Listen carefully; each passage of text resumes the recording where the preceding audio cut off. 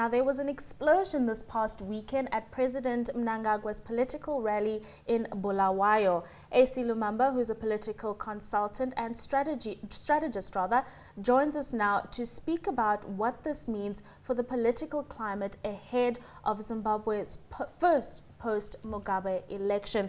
Acie, many thanks for joining us this afternoon. I think one question that everybody's got on their minds is what exactly would what happened this weekend do for the credibility of those elections? I think what you need to put into perspective is what happened this weekend is not an attack on the president. It's an attack on the very idea of democracy, on the very idea that if I disagree with an opinion that you have, how should I respond to my point of disagreement? Do I respond by arguing? Do I respond by voting? Or do I respond by attacking?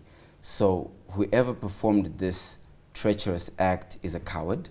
But what will it do to the credibility of the elections? I think the elections, like the Vice President said yesterday in his rally, said they'll go ahead. Everybody is prepared for those elections. I think the opposition leaders have been very clear that they want the election to happen. The president has been very clear he wants the election to happen. The security forces will have to upgrade the protocol of their security perimeters in order to ensure that, number one, you protect the integrity of the ballot box, you protect the integrity of the voter, but you also, and very importantly, protect the integrity of the elected. And I think everybody is working all hands on deck to ensure that happens. I know that the president met today with his JOC, with his joint operating chiefs, to ensure that all security agencies in the country are prepared and focused on making sure we have a sound and credible election. Actually, one thing that actually stands out here is over the weekend we saw two different attacks. One, of course, for Abiy Ahmed, Prime Minister of Ethiopia, where a grenade was propelled. Now that is very different from what we saw in Bulawayo, because this was actually right just a few yards, if any, away from the president himself. What do you say to someone like me who can argue that this is an insider job and ZANU-PF has questions to answer on the inside, away from democracy, away from everything? The G40 is not yet relinquished. Well, what I would say to somebody like you, as you prefixed it, is don't be an overnight ballistics expert. There are people who go to school and get trained for many years to figure this stuff out. They need to first of all ascertain what type of explosive was it, where was the explosive thrown from, and how was it detonated. So what we saw and we are concluding was the object that exploded is something that flew in the sky. We don't know.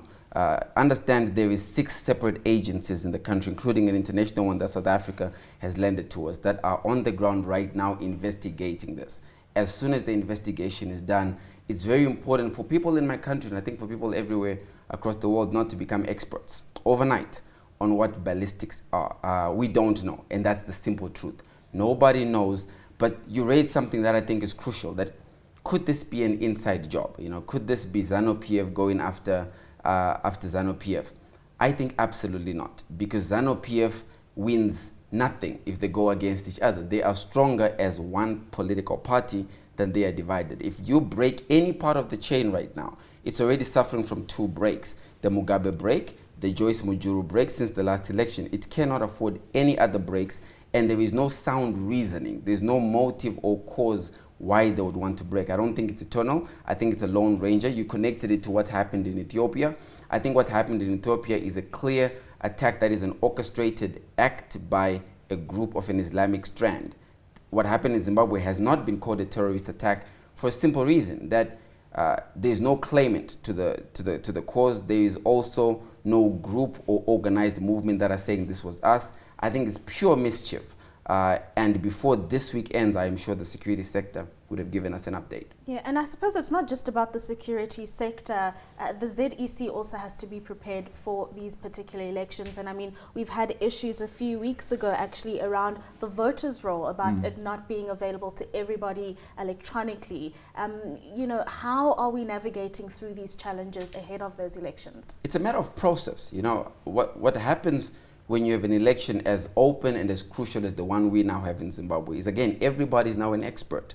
So you hear everybody saying, I want the voters' roll. You ask them, what do you want it for? Do you even know how to analyze the voters' roll, how to read the voters' roll? They just want the voters' roll because they heard somewhere that they're supposed to get the voters' roll. Now, who is supposed to get the voters' roll and how? Candidates are supposed to get the voters' roll, and interested, registered organizations like NGOs, like Observer Missions, can access the voters' roll. But there's a sequence and a process by which you do this. You apply for it as per the mandate, as per the instruction given by ZEC. That is being done, that is being put out. Is it perfect?